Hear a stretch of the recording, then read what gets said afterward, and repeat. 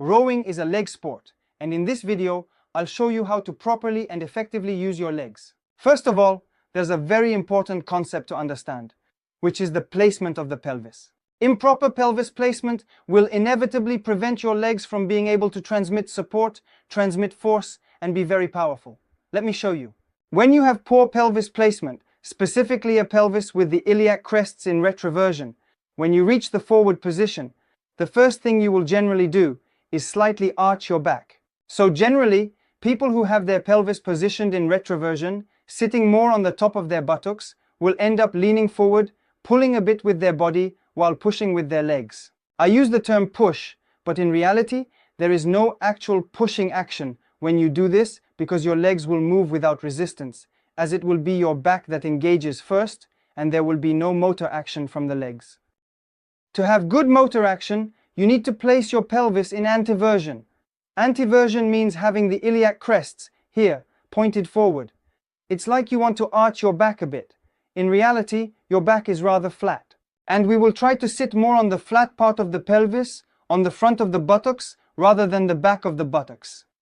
So, for example, notice the difference between those who are positioned here in retroversion and those who are positioned here in anteversion. Since in this position, I will be able to keep my shoulder line in front of the pelvis and maintain good leg pressure. In retroversion, I will once again tend to pull with my body while pushing with my legs, thereby completely bypassing this pushing phase.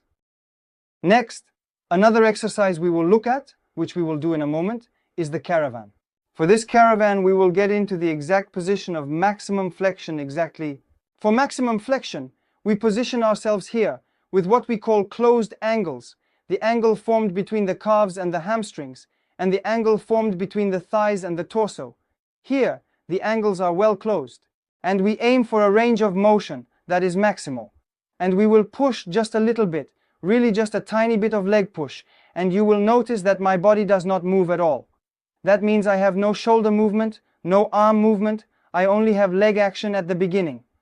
And so here, I am working on the initiation phase, the catch phase of the wheel, and the recovery of the wheel speed. I put quotes around the speed of the wheel, because here, when we do this exercise, the wheel doesn't have much speed. But when you row at normal speed, the wheel spins much faster, so this is actually the catch phase of the wheel. Next, we will find the half forward position. The half forward position is the same as the quarter forward position, so this little part here, except we will go into a half leg extension. So here we have a bit more leg push, and we can feel much more support, while making sure to keep the shoulder line in front of the pelvis and the arms well extended. And the last exercise I suggest you do today is the leg ground. For this one, keep your arms pulled forward, with the shoulder line placed in front of the pelvis. Then, perform a full leg extension.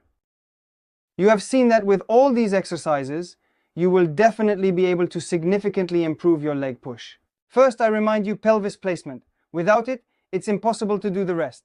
Second, quarter forward, which is a very difficult exercise from a technical standpoint. Then, half forward, and finally, leg on the ground. So, what we're going to do is perform them together. I invite you to get on your machine and we'll go through this exercise sequence together. Let's start. The first thing, we said, the pelvis. I heard you at home. So, to work on the pelvis, two exercises that I really like. The first exercise, I place my feet on the ground. I am sitting on my slide. Place our hands here at the pelvis, on the iliac crests. The little pointy bones at the pelvis, those are the iliac crests. We know. And we will come to feel the position of the pelvis in anteversion. The correct position of the pelvis, I arch the lower back. And retroversion, I arch my back, I crush the vertebrae, I turn the lower part of my spine into powder, and then anteversion, retroversion. Of course, with this exercise, there is no risk of injury. It is an educational exercise that allows us to learn how to position ourselves correctly and feel it without making any effort. If we can't feel it when we're not making an effort, it's going to be even harder to feel it when we do make an effort, you understand. So you can clearly see the difference in position I can have between pelvis anteversion and retroversion, and I hope you can feel it at home as well.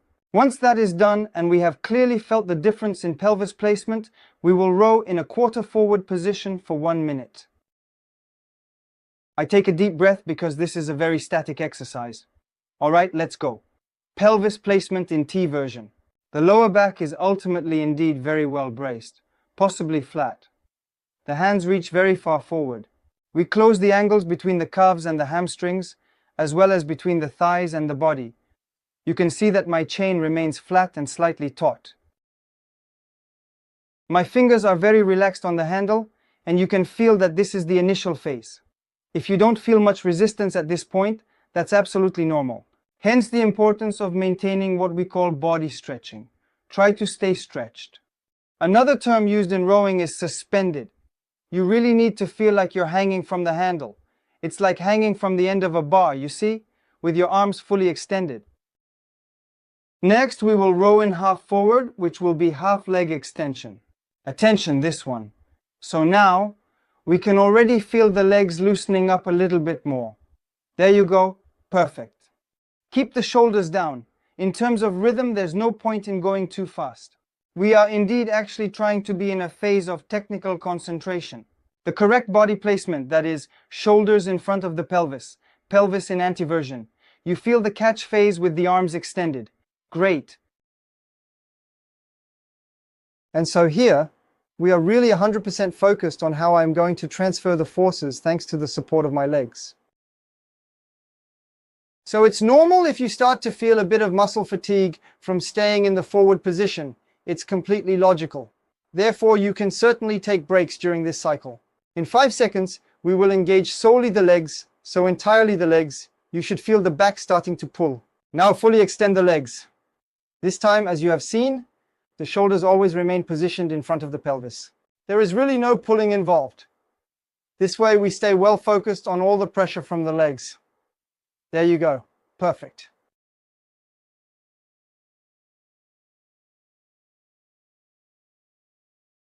Perfect. Breathe well. So of course you can either push a little hard, push moderately hard, or push with low intensity. The main thing is to still turn the wheel a bit, to feel a recovery phase that is in the complete extension of the arms, the full stretch of the arms, the shoulders that remain dropped forward, and you feel that the pressure is coming from the legs. Perfect. And then we will take it in length, now in length, exactly, precisely. And now, feel in the next 2-3 strokes the joy of bending your arms. And when I say joy, I'm barely exaggerating.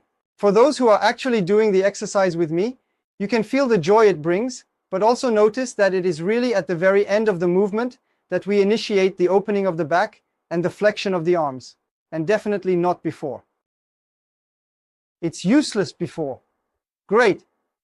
Let's take this length as a bit of a recovery exercise, in the sense that we don't have to be static in the body and in the arms, which can cause accessible fatigue after a while. This is a bit more of a dynamic approach, slightly more engaging. Now we recover, and then we will do a slightly more complex sequence, which will be to combine the quarter forward and the half forward for 2 minutes. Attention now, so quarter forward here, half forward here, quarter forward, half forward. Now, this exercise is very disturbing. I really invite you to do it at the same time as me, because it is extremely disturbing. In one move, the quarter forward, there is no support. You hardly feel anything. It's really an exercise of positioning and extreme relaxation. And in the other, you feel half forward. Oh yeah, you feel a grip, you feel something. So for users of magnetic rowers or water rowers, you will feel the pressure more quickly than those using air resistance rowers, because the pressure is immediately harder on water resistance and magnetic resistance. When I say harder, I mean more noticeable. From the start, the hardness will depend on the amount of water you add for your resistance or the adjustment of the knob for your magnetic damping. Stay very relaxed. There are 2 minutes to hold like this. It's not easy. And so you will also feel the work being done on the hamstrings. It will heat up under the legs. The posterior chain is working. Often there are people who say, well, the rowing machine works the thighs, but it doesn't work the hamstrings. Well, here you will feel that we are also working the hamstrings in this part of the movement, because when we come back slowly, it is them that we engage, and they are the ones that allow us to come back forward. Next, you will also feel that this is a core holding exercise, a bracing exercise. It should pull in the back, and that's completely normal. The abdominal lumbar belt is engaged. Then, in about 10 seconds, we will chain legs, soles, and length. Pay attention to the placement of the pelvis until the end.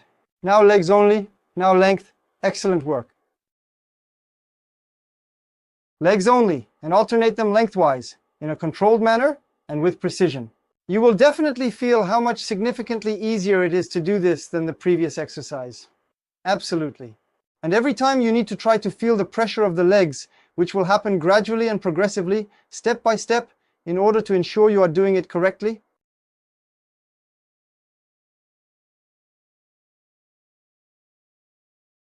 Since at the beginning, it's absolutely normal not to quite feel the support point well, we stay in our positions, shoulders in front of the pelvis, arms stretched, body braced, in transmission, and we are suspended as we mentioned earlier.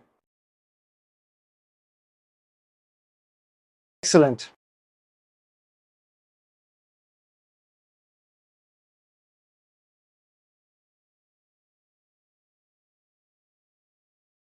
Well, let's proceed further just a little bit more, as repetition will help us properly assimilate the placement and movements a bit more, ensuring we get it right.